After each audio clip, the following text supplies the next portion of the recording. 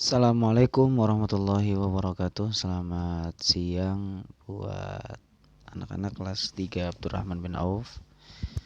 Pada siang ini kita akan membahas pelajaran akidah akhlak bab 2 Asmaul Husna. Kita masuk ke sifat Allah Al-Wahhab. Kalian bisa buka bukunya halaman 16 Al-Wahhab ya.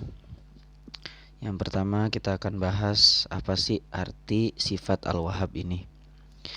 Al-Wahhab artinya adalah yang maha pemberi karunia. Silahkan digaris bawahi.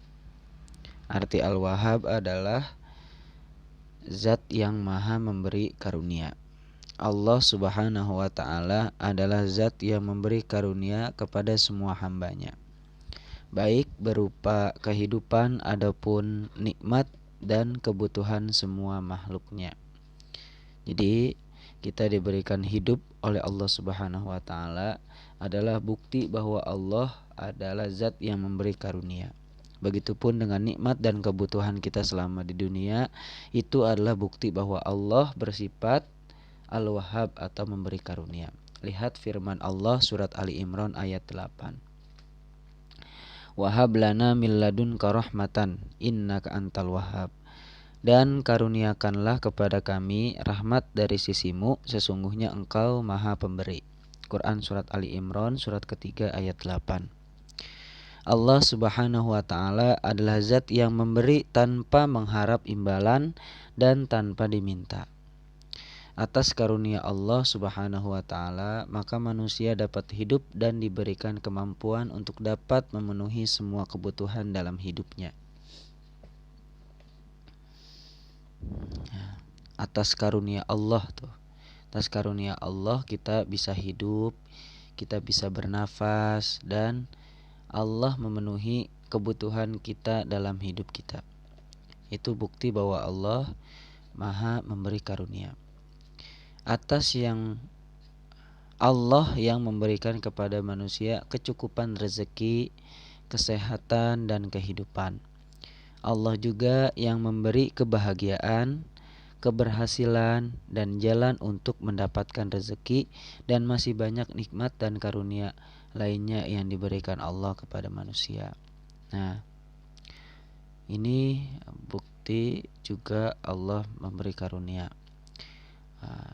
Misalkan keberhasilan kita dalam belajar, misalkan dari kelas 3 Abdurrahman bin Auf, siapa nih yang jadi juara kelas? Nah, itu adalah suatu keberhasilan. Nah, keberhasilan itu pada hakikatnya adalah Allah yang mengizinkan dan Allah yang memberikan. Ya. Dan Allah pun yang memberi jalan untuk mendapatkan keberhasilan tersebut. Orang tua kita yang bekerja mencari rezeki, hasil dari kerja itu hakikatnya Allah yang memberikan, dan Allah juga yang memberikan jalan untuk orang tua kita mencari rezeki. Jadi seperti itu. Sebagai mukmin hendaknya meneladani sifat Allah Al-Wahhab. Dengan cara apa? Dengan cara kita suka membantu dan memberikan segala yang dibutuhkan oleh orang lain sebagai ungkapan rasa syukur kita atas segala nikmat dan karunia yang diberikan Allah kepada kita.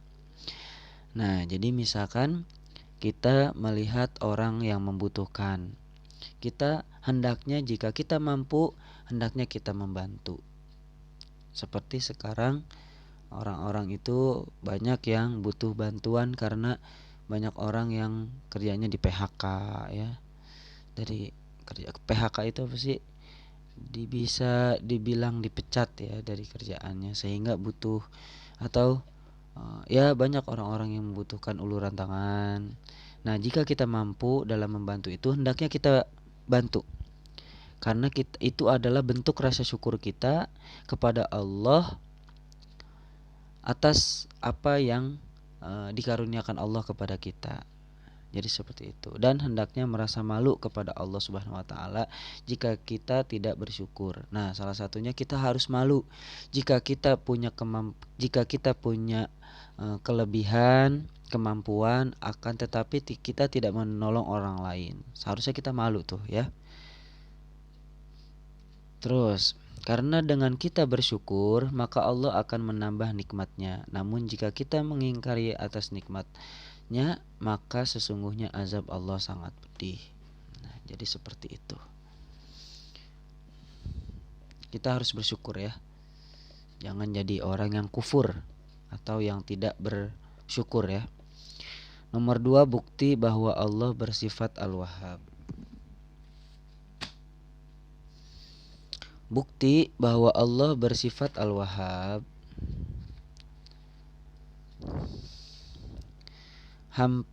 itu bisa dilihat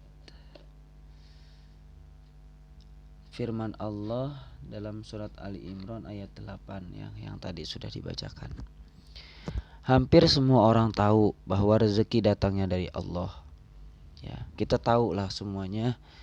Kita tahu semuanya bahwa yang memberi rezeki adalah Allah. Dialah yang memberikannya kepada makhluk, baik melalui langit maupun bumi, darat maupun laut, bahkan para dukun ya serta orang-orang kafir pun meyakini hal itu, kecuali orang-orang yang sengaja mendustakan. Dia tahu bahwa Allah yang memberikan rezeki, tapi dia mendustakan dan tidak mengakui bahwa Allah lah yang memberikan rezekinya. Jadi seperti itu. Ya. Baik, itu saja materi Al-Quran hadis hari ini. Setelah ini ada bahasa Inggris ya. Oke.